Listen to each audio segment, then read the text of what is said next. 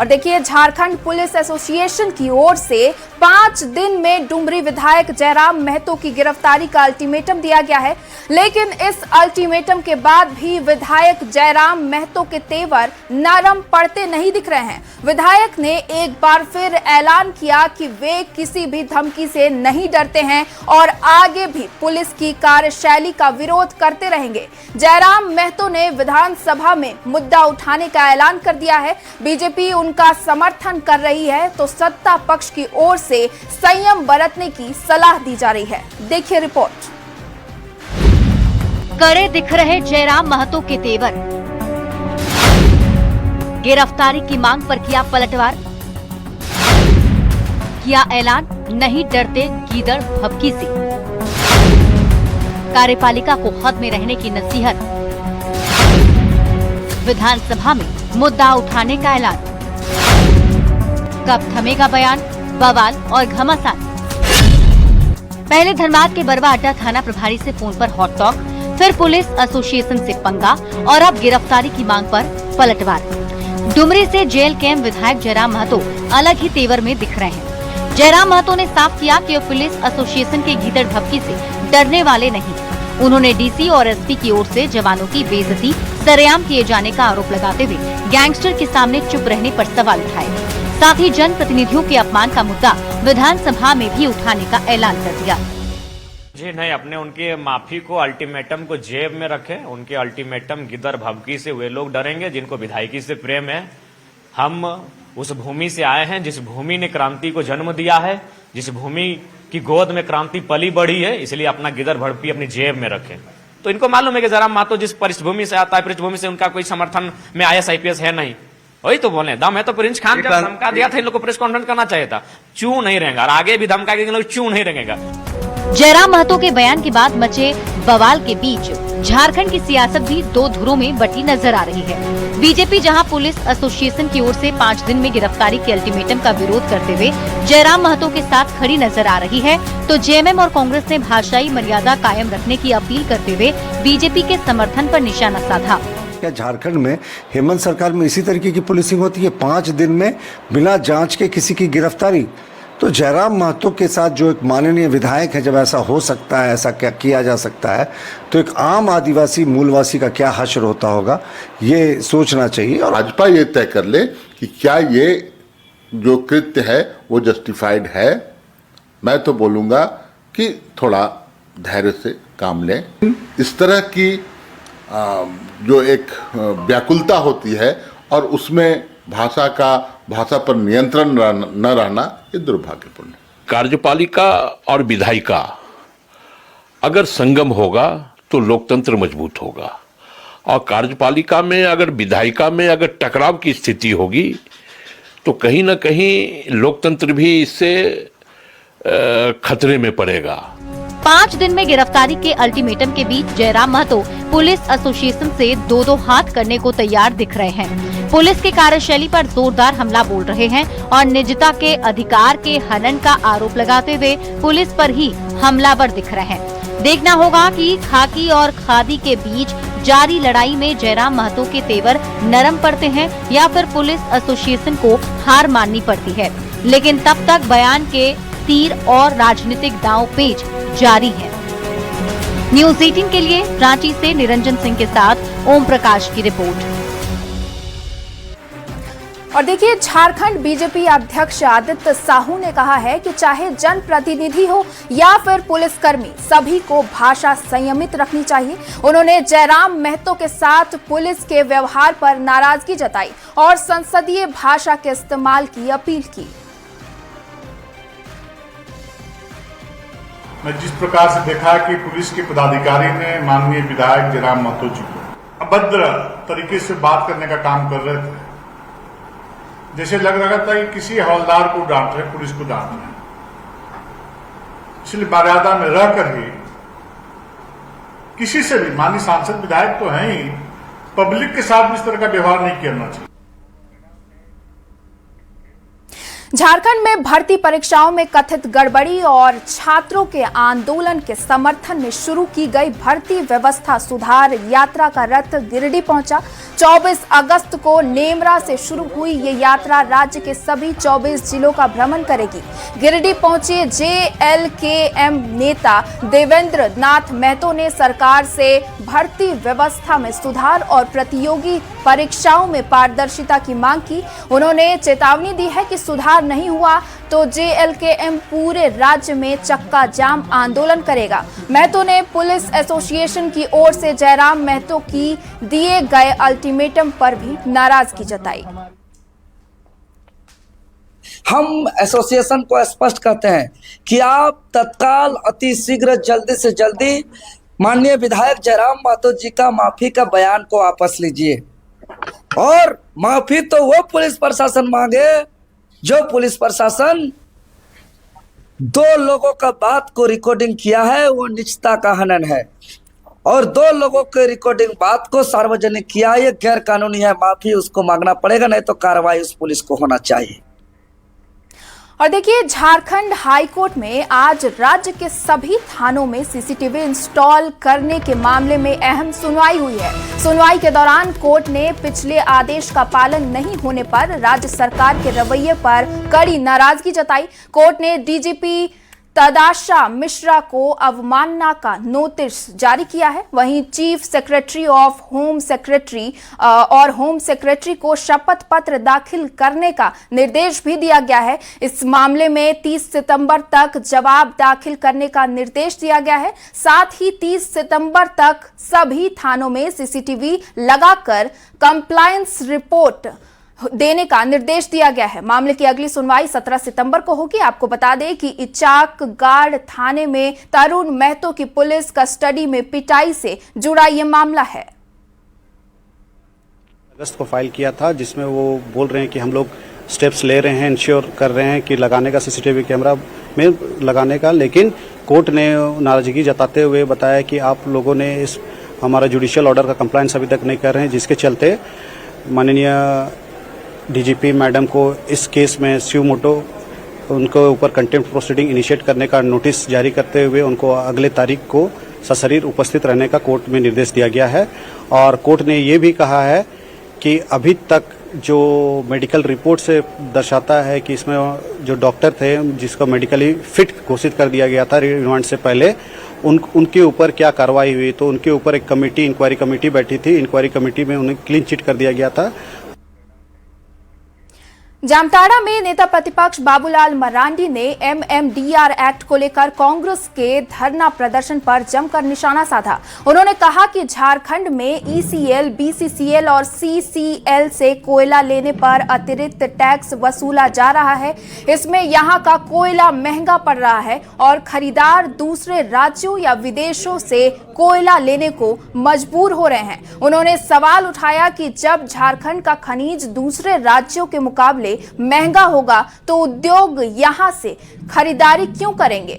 बाबूलाल मरांडी ने कांग्रेस और JMM के आंदोलन पर पलटवार करते हुए कहा कि MMDR कानून लागू होने से अवैध कोयला और आयरन कारोबार पर रोक लगेगी। उन्होंने दावा किया है कि इसी वजह से दोनों दलों में बेचैनी है। यानी उसे भी कम, अब तो प्रोडक्शन भी कोयला का कम हो रहा है, कोयला लोग खरीदने वाला नहीं है, तो ये स्थिति है, इसलिए ये विरोध कर। और माइनर मिनरल पर तो कुछ भी केंद्र सरकार ने नहीं किया, लेकिन ये बताएंगे क्या 6 वर्षों में कितना नदी के बालू को इन्होंने ऑक्शन किया है? नहीं किया है, सब इलीगल चल रहा है। पत्थर की खदान 6 वर्षों में कितनी लोगों को लीज दिया है? सब इलीगल चल रहा है। आयरन ओर की खदानों को एक भी नहीं चालू किया, एक भी ऑक्शन नहीं किया, सब इलीगल चल रहा है। क्योंकि इनका इलीगल धंधा बंद ना हो, इसलिए ये आंदोलन कर। और देखिए, बीजेपी प्रदेश अध्यक्ष आदित्य साहू ने एमएमडीआर बिल को लेकर कांग्रेस के विरोध पर निशाना साधा है। उन्होंने कहा कि एमएमडीआर बिल को लेकर कांग्रेस शासित राज्य सहित पूरे देश में कहीं विरोध नहीं हो रहा है, लेकिन झारखंड में कांग्रेस के पास कोई मुद्दा नहीं है और छात्र आंदोलन से ध्यान भटकाने के लिए विरोध किया जा रहा है। उन्होंने झारखंड की खनिज संपदा के लगातार दोहन का आरोप लगाया है और कहा है कि बीजेपी सड़क पर उतरकर इसके खिलाफ आंदोलन करेगी। झारखंड में जिस प्रकार से यहां पर लोगों को गुमराह करने का कांग्रेस कर रही है, चूंकि इनके पास कोई मुद्दा है नहीं, ये मुद्दे को भटकाना चाहते हैं। छात्रों का इतना बड़ा आंदोलन हुआ है, फर्जी मुकदमे किए गए हैं, पुलिस के जवानों को आंदोलनकारी छात्रों का भेज करके डराने और धमकाने का काम किया जा रहा है और छात्रों की मांग को लोग भटकाने का काम कर रहे हैं, जनता के नजरों से उसको हटाने का काम कर रहे हैं। रांची में 21 अगस्त को मुख्यमंत्री का पुतला दहन कार्यक्रम के दौरान मारपीट और हिंसा की घटना हुई थी। इस मामले की जांच को लेकर जेएमएम के एक प्रतिनिधि मंडल ने एसडीएम से मुलाकात की, जिसका नेतृत्व तमाड़ के जेएमएम विधायक विकास मुंडा ने किया। मुलाकात के बाद बाहर निकले विधायक ने बताया कि 21 अगस्त की शाम जिस तरीके से पुतला दहन कार्यक्रम के दौरान मुख्यमंत्री के खिलाफ असदस्यीय भाषा का इस्तेमाल किया गया है और मारपीट की घटना को अंजाम दिया गया, इसको लेकर उन्होंने जांच की मांग उठाई है। उन्होंने इसके पीछे बीजेपी नेताओं पर साजिश का आरोप लगाया है।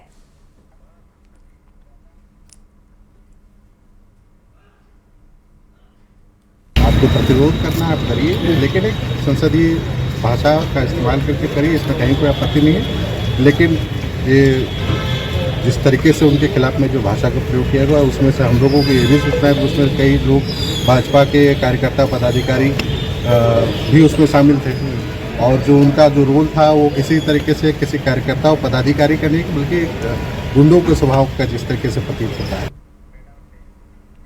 और रांची से बड़ी खबर है, जेएसएससी सीजीएल परीक्षा में गड़बड़ी मामले में जांच के दौरान कोलकाता की कंपनी बेवेल का नाम सामने आया है। बताया जा रहा है कि कंपनी के अधिकारियों से सीआईडी की टीम पूछताछ कर सकती है। झारखंड में कंपनी का कामकाज मिथिलेश सिंह देखा करता था, लेकिन अब तक मिथिलेश सिंह सीडीआई की गिरफ्त से दूर है। ऐसे में जांच के दायरे में कंपनी की भूमिका के साथ साथ मिथिलेश सिंह की भूमिका भी अहम मानी जा रही है। जेपीएससी जेएसएससी मामले की जांच में सीआईडी को कई अहम जानकारियां मिली हैं और यही वजह है कि अब सीआईडी की जांच की दबिश जो है वो कोलकाता तक पहुंचने में जुटी है। खासतौर से जो जानकारी है उसके अनुसार बेवेल कंपनी से जुड़े पदाधिकारियों से जल्द सीआईडी की टीम पूछताछ कर सकती है। जो जानकारी है उसके अनुसार इस कंपनी का काम जो है वो झारखंड में मिथिलेश सिंह देखा करता था। मिथिलेश सिंह वही शख्स है जिसे अभय तिवारी का गुरु बताया जाता है और अभय तिवारी ने इसी से तमाम पैतरे जो है वो परीक्षा को कैसे प्रभावित करना है सीखे हैं। खासतौर से अभय तिवारी से हुई पूछताछ में इस कंपनी का नाम सामने आया है और मिथिलेश सिंह से जुड़े होने के तार जो हैं वो सीआईडी को मिले हैं, जिस वजह से अब सीआईडी जो है वो कोलकाता में भी दबिश दे सकती है और जल्द ही वहां के जो कर्मी हैं पदाधिकारी हैं बेवेल कंपनी के उनसे पूछताछ कर सकती है। जो जानकारी है अब तक सीआईडी ने इस मामले में 100 से ज़्यादा लोगों से पूछताछ कर ली है और इस मामले में कई जानकारियां जो हैं वो सीआईडी की तरफ से जुटाई गई हैं। बता दें कि जेपीएससी जेएसएससी जो प्रश्न पत्र या फिर कहे रिजल्ट में हुई अनियमितता मामले को लेकर सीआईडी के द्वारा पूर्व जेपीएससी चेयरमैन एल खियांगते के साथ साथ 22 अन्य लोगों को गिरफ्तार किया गया है। मामले में अभी भी और गिरफ्तारियां जो हैं वो देखने को मिल सकती है, तो देखना होगा कि अब जो नए तार मिले हैं सीआईडी को उसमें क्या कुछ खुलासे आने वाले दिनों में हो पाते हैं। रांची से न्यूज़ 18 के लिए ओम प्रकाश। और देखिए, जेपीएससी जेएसएससी की परीक्षाओं में कथित गड़बड़ी को लेकर झारखंड की सियासत एक बार फिर गर्मा गई है।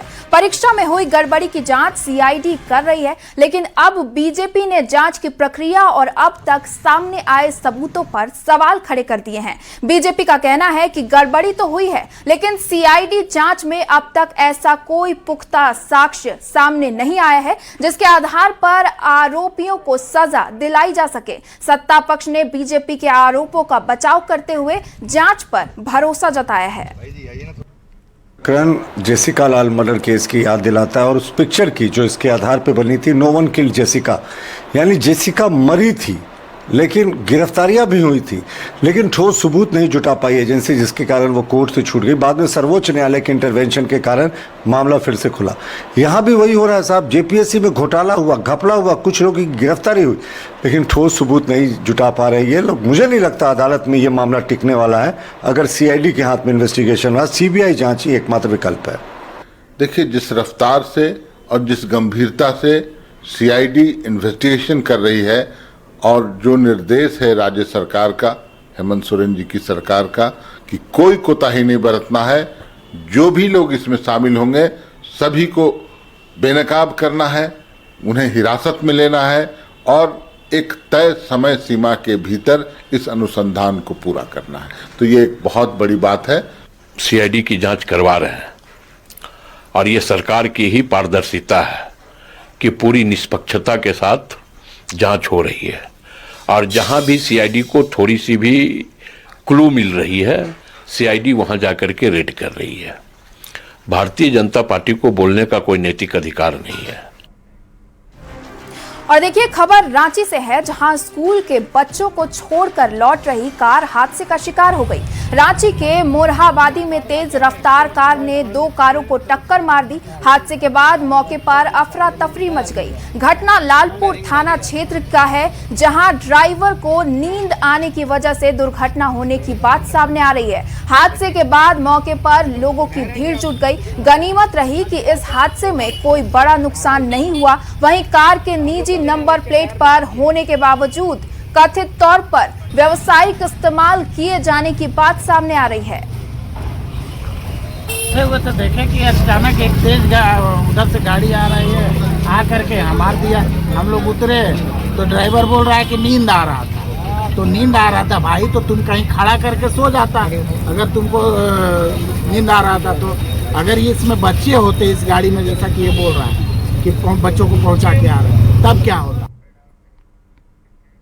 बोकारो में दर्दनाक सड़क हादसे में युवक विक्रम गोप की मौत हो गई। विक्रम सेक्टर 12 मेडिकल कॉलेज के पास स्थित सब्जी दुकान से सब्जी लेकर बाइक से अपने घर तेलीडीह नेहाल मोड़ लौट रहा था। इसी दौरान NH 320 पर कोयला लदे ट्रक ने उसे अपनी चपेट में ले लिया। हादसा इतना भीषण था कि विक्रम की मौके पर ही मौत हो गई। हादसे के बाद ट्रक चालक मौके से फरार हो गया। परिजनों का आरोप है कि पुलिस ने उन्हें सूचना दिए बिना ही शव को बोकारो जनरल अस्पताल की मोर्चरी में रखवा दिया। मौत की जानकारी मिलने के बाद आक्रोशित ग्रामीणों ने NH 320 को जाम कर दिया और पिपरा जोरा थाना पुलिस की कार्यशैली पर सवाल उठाए। पुलिस मौके पर पहुंचकर ग्रामीणों और परिजनों को समझाने का प्रयास कर रही है।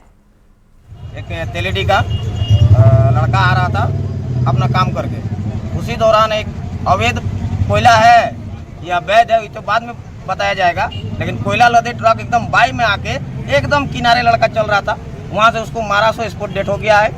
आज उसी के चलते आज हमारा सब पूरा ग्रामीण रोड को जाम किए हुए हैं मुआवजा के चलते। तो सुनने में आया कि बॉडी भी उनके फादर को नहीं मिला है अभी तक। बॉडी बिना किसी को बताए हुए प्रशासन ले गए थे।